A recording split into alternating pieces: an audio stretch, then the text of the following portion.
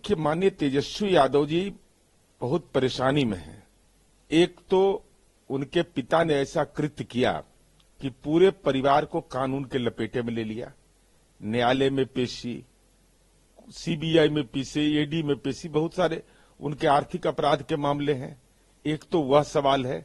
दूसरा, इनके नेतृत्व में लोकसभा चुनाव हुआ, इनकी पार्टी 4 सीटों पर सिमट गई। हमारे बारे में कह रहे थे कि तीसरे नंबर की पार्टी, आज हमारा 12 सांसद है। तो स्वाभाविक रूप से राजनीतिक रूप से बेचैनी है उनकी। और महागठबंधन का जो घटक दल है उसके अंदर में भी बेचैनी इस बात को। कांग्रेस के प्रभारी ने भी यह कहा कि अकेले लड़ने पर भी उन्होंने विचार करने का फैसला लिया है। तो स्वाभाविक रूप से तेजस्वी यादव के नेतृत्व को कोई स्वीकार कर नहीं रहा है। ये थोपा हुआ नेतृत्व है और ये ट्विटर बबुआ है। तो ट्वीट जो करता है जनता उसको, केवल ट्वीट के भरोसे रहेगा तो जनता उसको क्विट करती है। एक चीज बताइए कि ये क्या तेजस्वी की हताशा है, राजनीतिक जमीन खोने की बात है, या सिंहासन पाने की लालसा है? नहीं, देखिए, माननीय तेजस्वी यादव जी की राजनीतिक बेचैनी है स्थापित होने का। चूंकि वह यह जानते हैं कि एनडीए गठबंधन लोकसभा चुनाव का जब परिणाम का विश्लेषण आप करेंगे तो 174 सीटों पर हम आगे हैं और महिलाओं का सबसे ज्यादा वोट माननीय नीतीश कुमार जी की पार्टी जनता दल को मिला। तो उनको इस बात का एहसास है कि एनडीए गठबंधन की एकजुटता हम पर भारी पड़ेगी।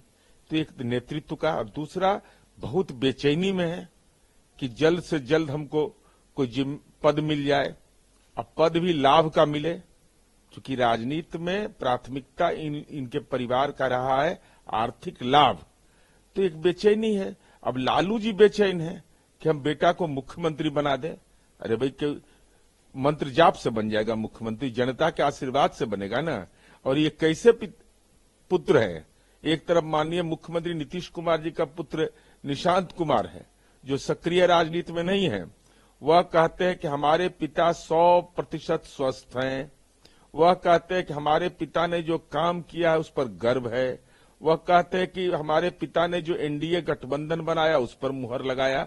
दूसरी तरफ तेजस्वी यादव ऐसे पुत्र हैं जो अपने माँ पिता के शासन काल के बारे में माफी मांगते हैं कि अगर गलती हुई हो तो माफ कर दीजिए। अब तो हालात ही हो गया कि अब उनको राजनीतिक रूप से भी खटारा घोषित कर दिया। अच्छा, आपने कहा ट्विटर बबुआ, तो कोई इस बबुआ को कुछ संदेश देंगे, क्या कहेंगे? नहीं, हम ट्विटर बबुआ को एक ही संदेश देंगे कि पद आपको पारिवारिक राजनीति की विरासत में मिला है। डॉक्टर राम मनोहर लोहिया, जननायक कर्पूरी ठाकुर की राजनीतिक आत्मा पर चोट पहुंचा करके मिला है। तो आप विपक्ष के नेता हैं, जननायक कर्पूरी ठाकुर जिस चेयर पर बैठते थे, तो ट्वीट करके जनता की अदालत में कोई छाप नहीं बना सकता है। जनता की अदालत में छाप बनाने के लिए संघर्ष करना पड़ता है, संघर्ष भी नैतिक मूल्यों पर। तो आप 420 के आरोपी, आप मनी लॉन्ड्रिंग एक्ट के आरोपी, आप सैलरी घोटाला आप करते हैं, क्रिकेट घोटाला अभी विराट कोहली इनके नेतृत्व में खेला है, ये तो जग हंसाइए न है, इनका बयान है। इसके अलावा उम्र घोटाला, इसके अलावा नाम में तेजस्वी और तरुण, ये 2 नाम से संपत्ति खरीदी जाती थी।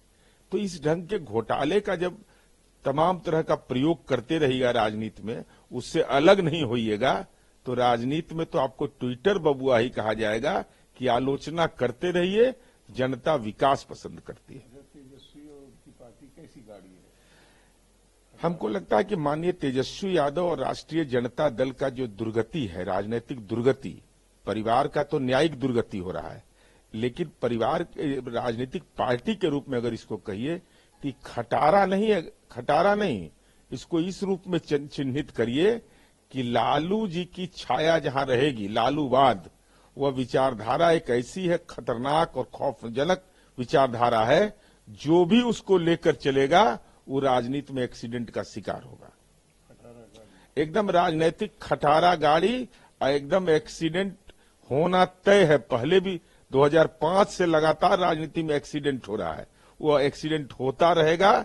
चूंकि लालू जी का मतलब ही होता है खौफ, और इनके भाई अपने साले ने आरोप लगाया है कि फिरौती के लिए अपहरण के डील होता था, तो बिहार उस दौर में जाने वाला है। अब बिहार में कानून का राज और विकास वहां की जनता की पसंद है, और नीतीश कुमार जी जब तक चाहेंगे जनता तब तक उनको आशीर्वाद देते रहेगी और नीतीश कुमार जी राज्य के मुख्यमंत्री रहेंगे।